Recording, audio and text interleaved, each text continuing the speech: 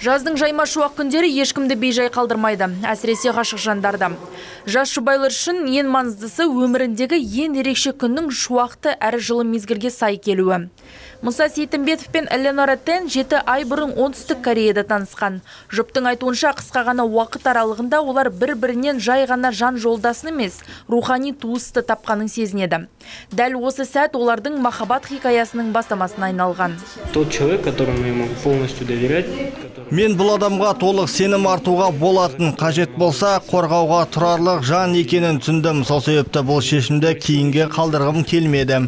Біз бұл 7 айда көп нәрсені бастан өткердік. Уақыт аз көрінгенімен осы аралықта сеніммен өзара түсіністік қалыптасты. Ұлттық статистика бюросының мәліметіне сүйенсек, Қазақстанда ең көп неке қию рәсімдері дәстүрлі түрде тамыз айында тіркеледі. Соңғы 10 жыл ішінде дәл осы ай жас жұбайлар арасында ең сұранысқа ие. Орта есеппен 15 мыңға жуық неке қиылады. 2023 жылдан бастап тамызға маусым мен шілдеде қосылды. Бүгінде бұл 3 ай тіркелушілер үшін ең қарбалас кезең саналады. Қостанайда да дәл осындай үрдіс байқалады. Мұнда да жаз мезгілі отбасы құруға ниеттілер үшін ең қолайлы әрі сұранысқа ие уақыт.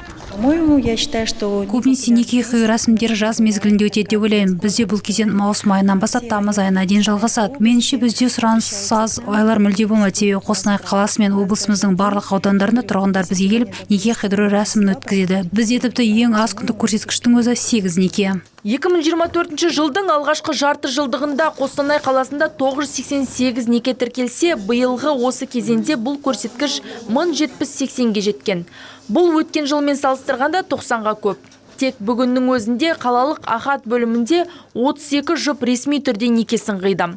Мамандардың айтуынша соңғы уақытта жас жұбайлар неке қию үшін ерекше мағынасы бар әдемі күндерді таңдауға тырысады.